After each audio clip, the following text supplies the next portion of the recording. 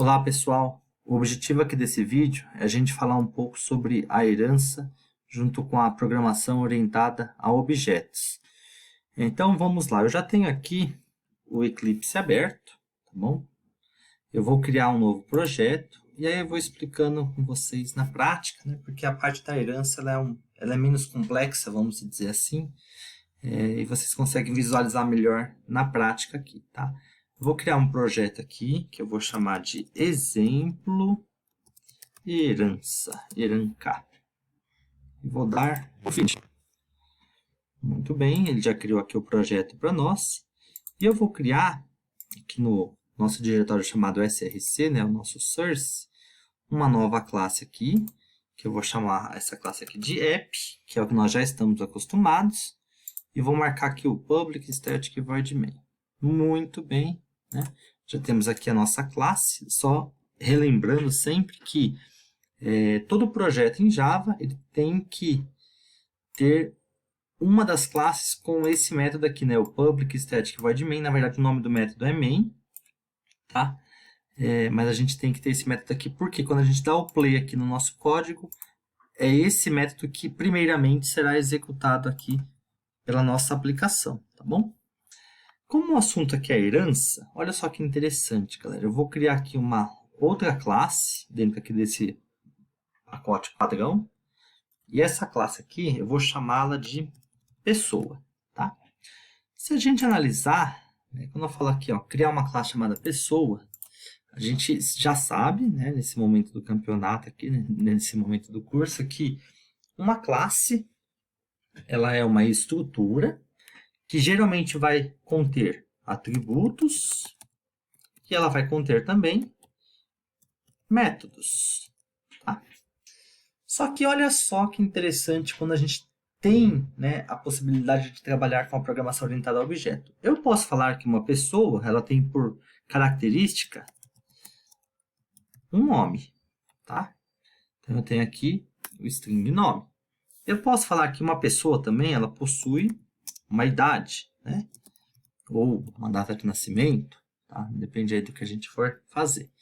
Eu vou colocar aqui só mais um atributo aqui, ó. Vou falar que uma pessoa também, ela possui, deixa eu ver aqui para esse exemplo, um peso, vai, double peso, tá bom?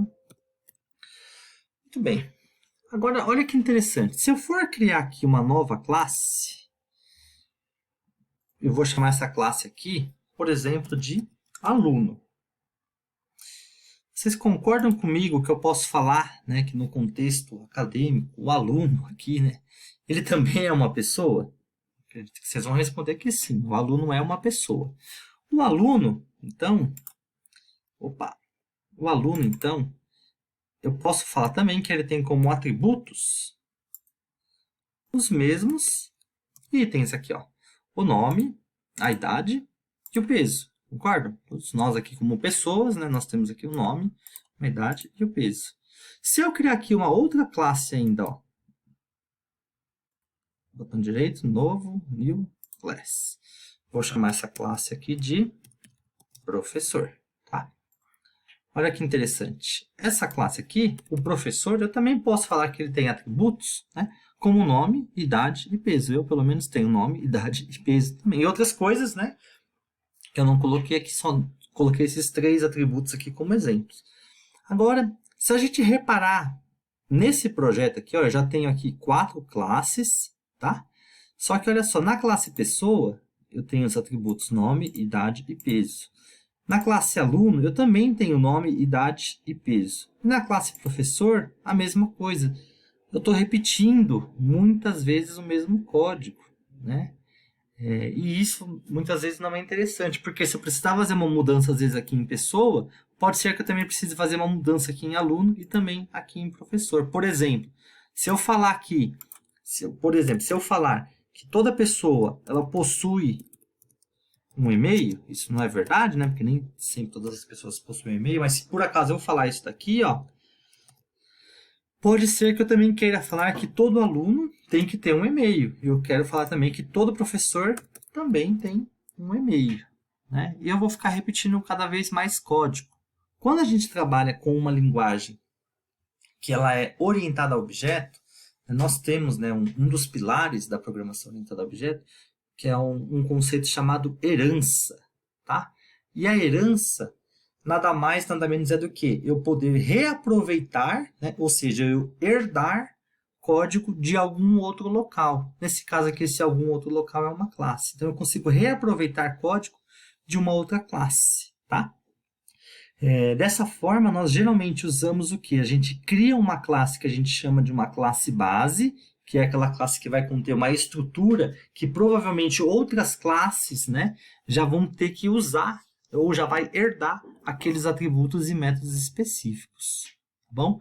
Isso facilita porque cada classe que a gente criar, a gente só vai o que? Especificando o que a classe atual possui de coisas específicas mesmo, né? Por exemplo, ó, eu vou apagar aqui o código da classe do professor, tá bom? Vou apagar aqui também da classe do aluno, tá? E aqui na classe pessoa, eu vou deixar aqui só os atributos nome e idade por enquanto, tá bom? E aí, o que eu vou fazer aqui, ó?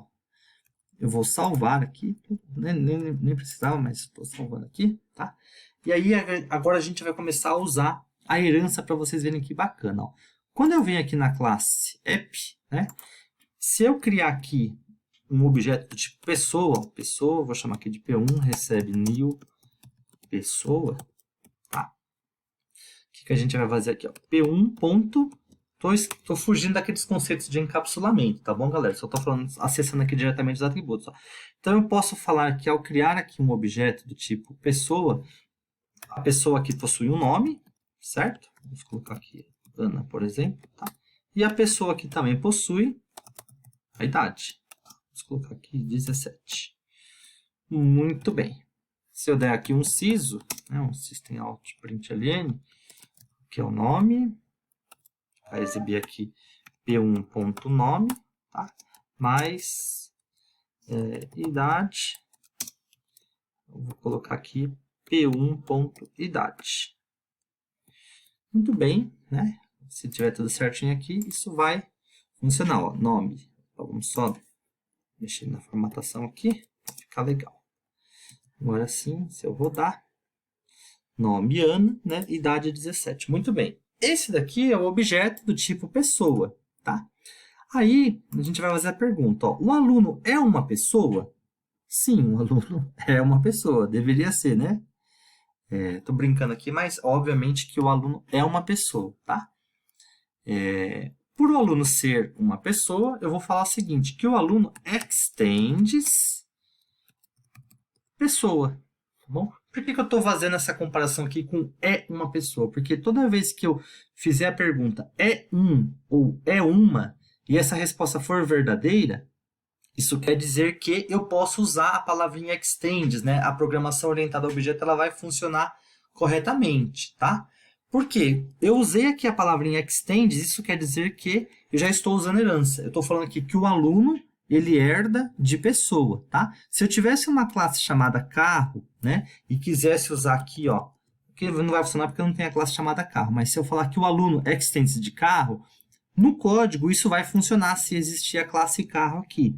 Porém, se eu fizer a pergunta, ó, o aluno é um carro, a gente sabe que isso não é verdade, tá? Então não tem sentido eu falar que o aluno ele é uma extensão de carro. A gente tem que tomar cuidado com isso, né? Porque senão a gente quebra já um dos pilares aí da orientação a objeto, que é a tal da herança. A gente vai usar a herança incorretamente, tá? E só tem que usar a herança com coisas que fazem sentido. Então, por isso que a gente usa aí na prática, né, essa pergunta aí do tipo é um ou é uma, tá?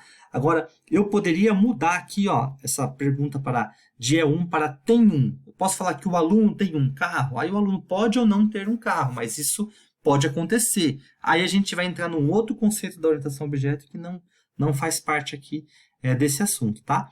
Então, nesse exemplo aqui, ó, falar que o aluno é uma pessoa faz todo sentido.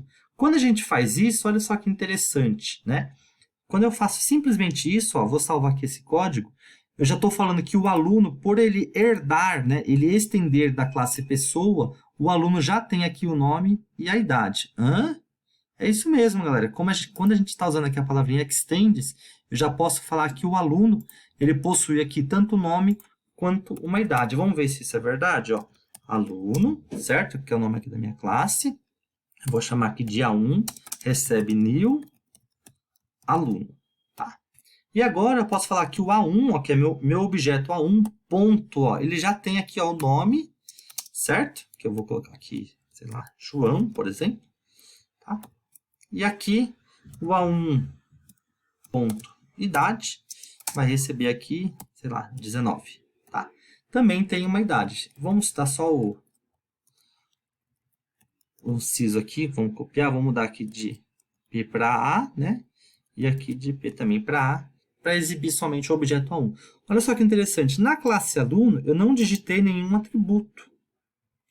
Porém, na classe pessoa eu tenho atributos, né? E como eu falei que o aluno, ele extends, né? Ou seja, ele herda da classe pessoa, isso quer dizer que o aluno já está herdando o quê? Os atributos nome e idade. Por isso que quando eu crio aqui, ó, um objeto, né? Eu instancio aqui um novo objeto, eu tenho acesso aos atributos nome e idade, tá? Vamos testar, ó. E apareceu aqui, ó, o aluno, né? João e a idade dele que eu preenchi, tá bom? Agora, qual que é o intuito aqui da gente usar a herança? Se vocês analisarem já, ó, eu não estou duplicando o código. Aqui eu tenho a classe pessoa, na classe aluno aqui, ó, não dupliquei código, tá? E se eu colocar aqui, inclusive, mais um atributo, por exemplo, aqui, ó, se eu falar que toda pessoa tem que ter um e-mail, né? String e-mail, por exemplo, tá? Isso quer dizer que automaticamente aqui, ó, no meu app, se eu colocar aqui, ó, que o A1.email, eu posso já cadastrar um e-mail para esse aluno aqui, tá bom? Isso aqui é só um exemplo aqui também, aí eu posso mandar exibir o e-mail, porque agora eu falei que toda classe, né, que herdar de pessoa possui aqui um e-mail, tá bom? Agora, se eu fizer a pergunta aqui, ó, toda pessoa tem um e-mail? Se isso aqui não for verdade, galera, isso quer dizer que não é legal eu colocar esse atributo aqui. Eu posso colocar? Vocês viram que eu coloquei e funcionou. Mas pode ser que não seja legal. É por isso que a gente cria classes mais genéricas, tá? Ou vamos falar assim, uma classe base aqui, que seria essa classe chamada pessoa.